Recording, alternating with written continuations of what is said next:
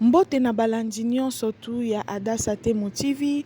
Soyez tous le bienvenu et la bienvenue dans notre émission. Les Abakouk Oye, les Adassa Chou Oye. Les Lotoye Libino Karine Mokonzi la baronne. Boyoka ba audio ya makamba lobi pona mams na ye si la bisalu beka me pomba scène l'impératrice. Ah, yende mama na bango mokonzi YouTube akanga YouTube ita.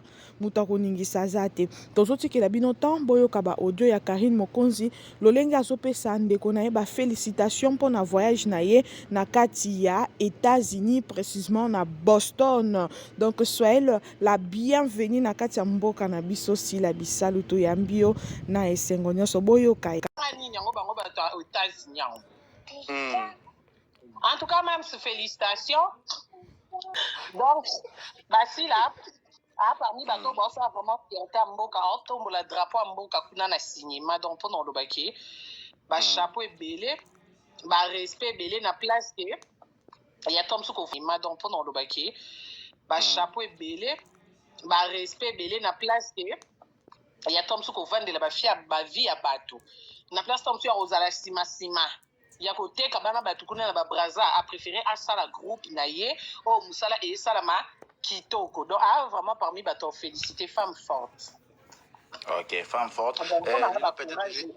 Donc mama ya ba chinois biso pe topesi yo merci biso tolinga aboye ozana mams na biso bien biso pe tozala no bien toluka nde bato aboye omoni muninga sali malamu asali eloko moko malamu yo pesi félicitation ezate lokola ba pede mususu na ba lesbienne mususu omona baza kaka wana pona ko critiquer baza wana kaka pona ko diminuer te c'est trop tard déjà pour vous nyonso boko sala na moment oyo eza déjà trop tard les Abakouk Oye, les Adassa Chou Oye, toza ebele na kati ya communauté na biso ya Adassa Temo TV. Bino bomoni biso ngai nde nazo banda chaîne nga de 0 ti lelo tokomi awa. Alors eloko na kosenga bino bosepela na musala ya Adassa Temo TV bo sotaka ba publicité te. Tomelaka mai, tomelaka tosomba miliki, tosala ba besoin na biso nyonso na ba publicité. Bozo comprendre to sotaka ba publicité parce que awa boko yeba ba nouvelle nyonso ya si la bisalu officiel. Alors to sengi na babakouk bo sotaka ba publicité, bo komantaka, bo laikaka et salaka bien tozo kol ensemble to continuer musala na biso malamu. Alors toyebisi babakouk nyonso film na biso ezo continuer.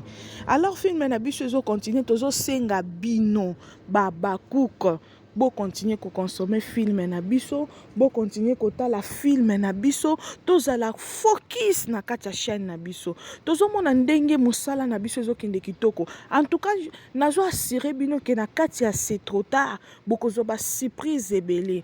Si la bisalo akanisa ki ke bandeko na ye bako bonga kaka na sima na ye, mais Nzambe o to sambelaka a confondre Nzambe oto sambelaka a confondre ye. Lelo linda na poto.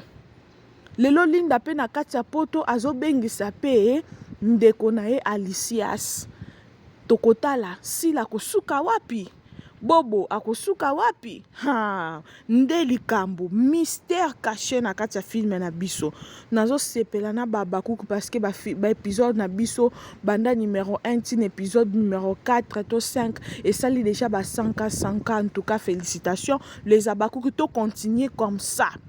To continuer kaka bongo biso to sala kaka focus to ko suana na bango par rapport ya ba vie to ko discuter na bango par rapport ya ba vie biso to sala toujours film na biso 2 jours ka 103 jours de GKI donc c'est possible aussi na journée moko to sala 200 ka parce que to zebele to tia kaka bolingo pe focus yango tozo benga na babakouk tozo beta sete to sala focus na kati ya sila bisalu officiel totika ba futilité o ba finga kisila o ba lobela kisila mabe c'est trop tard botika bango ba loba ba sala biso moko ba lobela sila tokoya ko intervenir pe tokoloba mais pour natanda biso tozala concentré na kati ya sila bisalu officiel totala film na biso c'est trop tard na nasepelaki na épisode ya lelo na nazosepela na c'est trop tard nalingi namona bino na bacommentaire eloko nini ezosepelisa bino